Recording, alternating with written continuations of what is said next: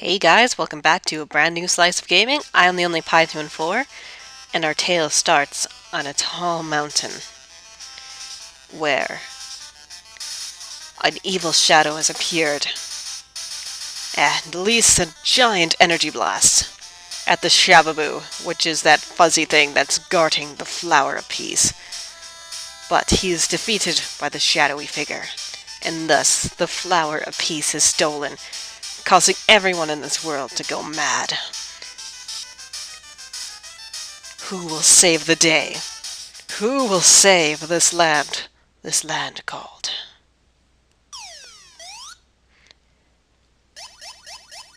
Trip World for the Game Boy, and this game is brought to you by GameAnyone.com. So this is a short little platform game made by Sunsoft and Nintendo. Never released here in North America, however. In Japan, yes. Europe, yes. Way back in, 1993? Where's our copy of Trip World? Come on! I mean, who would not want to play as a, rabbit, tanuki, monster thing that can change into a Pikmin guy when he touches different flowers? But that's not the only thing he can change into. Oh no! He can change into different other forms as well too, which I'll be showing off, because unfortunately I can't change into them while I'm doing this right now. Different flowers can make you change into different things. Like for example, the first flower we touched made me have this lovely little thing on my head, and it temporarily paralyzes enemies. Just as my regular fine self, I can just kick monsters into oblivion, like that, and I can jump. So here I'll be showing off the different forms. In the water, if you press down and B, you change into a fish, which is quite useful. It's going to be very useful for one stage in particular. We can shoot bubbles at our enemies, as you saw there. Unfortunately, above land, this thing isn't very useful, so press up and B to go back. And we are back as our cute little self, yes. Here is actually very useful to use one of our morphs. Press up and B and we change into a flying rabbit creature.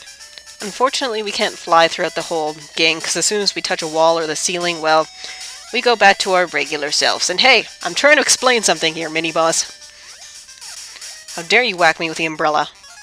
Any little flowers with a heart on top will restore your life at the bottom there, so once you run out of life, you lose one of your men. And once you lose all 3 of your men, it's game over. And we want to take care of that flying cat thing that looked like us, otherwise it'll push us into those flowers, which can cause damage on you, so we just want to jump over those things. And at the end of each stage in this game, we get a boss, which we'll be fighting. Here we go, yes. As the first boss, this thing is actually really, really easy. It doesn't actually do any damage to us. It just pushes us around, so we just need to kick it to damage it. This thing's never hurt me before, so unless it does, then by all means somebody can correct me, but I'm pretty sure this doesn't.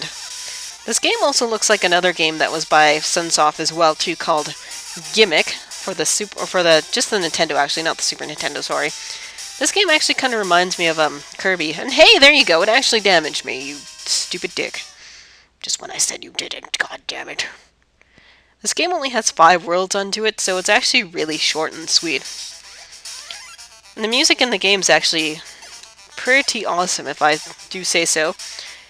So now we are in our ball morph. We can't actually attack anything, so we just kind of bounce our way. And we also touch the flower there that shrinks us as well, too. I'm not sure what this bird does or why it's there, but it's there for some reason.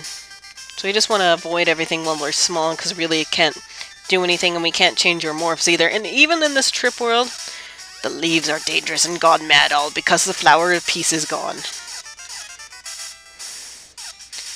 Goodbye. Let's just go by this thing. There we go. All power-ups only last a certain amount of time, so if you're having a lot of problems, then, you know, it runs out. That thing will go nuts if you attack it too many times, so I'm just gonna keep on going here. Leave me alone, damn it! It's like a bigger version of us. This thing coming at me now will also go nuts if you attack it, but we're just gonna leave it alone and use it to change into the tail form. What's nice about the tail form is, unfortunately, we won't be able to show it off too much, but it gets an extended attack, which is nice for fighting all the bosses and everything. And much like anything, it does wear out after a while, unfortunately. Get out of my way, you stupid little weirdos. And now we are back to ourselves. Whee! And we're actually almost done this stage already. To the boss. This boss is actually kind of hard in a way, because it can turn invisible like that. And also that pull in the middle too. You can't see behind it, as you can see. So the best way to beat him is give him a boot. Once he turns invisible, come up here. You kind of have to wait till he gets back. You kind of have to be close enough to him when he's about to stop in order to change him back. Oh, we got 2 hits there. That's really good. And once you figure this boss out, he's actually not that bad. It took me a while to figure out how exactly he works. If you stay up here for too long, he doesn't ever change back, so you kind of have to jump back and forth. And eventually he'll come back. Oh no! Yeah, just don't stay by him for too long, because he'll turn invisible, and as you can see, he jumps when you do, so it's kind of hard to dodge him. Oh, shit. So this one is all about patience. We all know how much patience I have. Aw, damn it. Of course, he has to damage me. Twice. Come back, damn it. Thank you. Oh, I don't think I even got a hit on him. Which is cheap. And the way this thing dies, it's actually really weird. I'm hoping I'm never going to have to show that off, though. But he explodes like Mega Man style. It's really bizarre. And I'll explain what this thing actually is called as well, too, after this annoying boss. At least I got him that time. Come on, damn it, die already.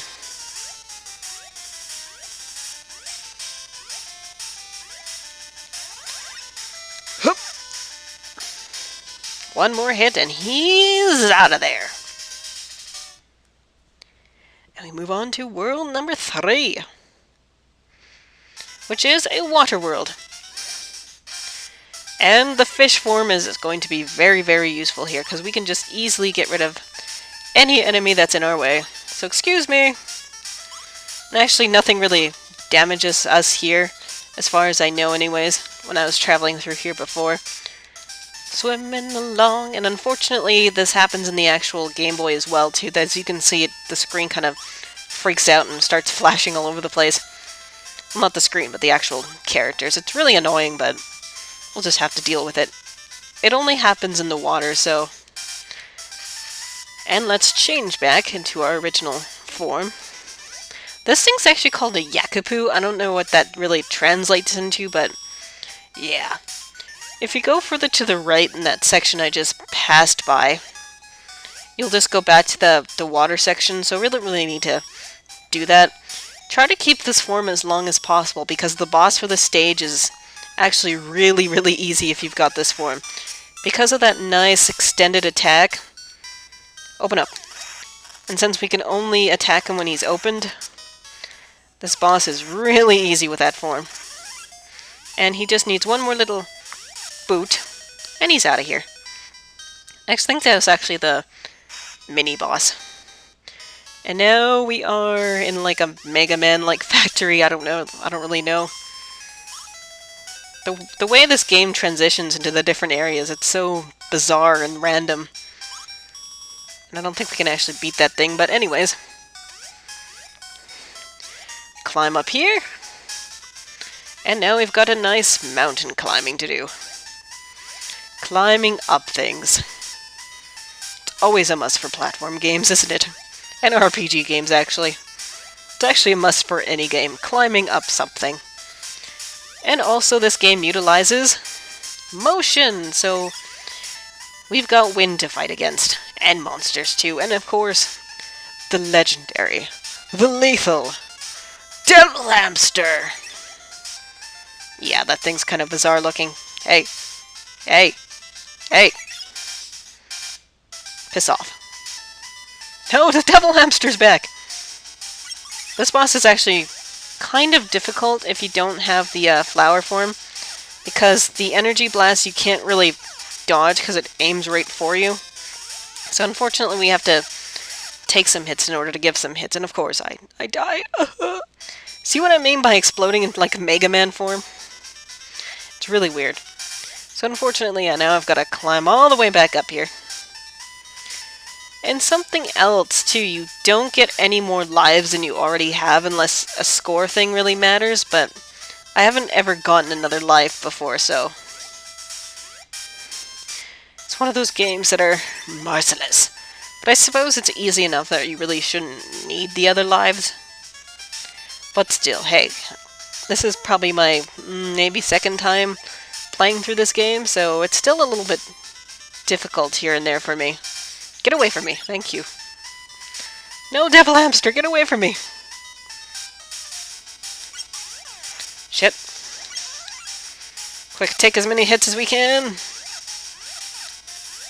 I hate those energy blasts, they're so annoying. Yeah, I haven't found an easier way to beat this boss. Damn it.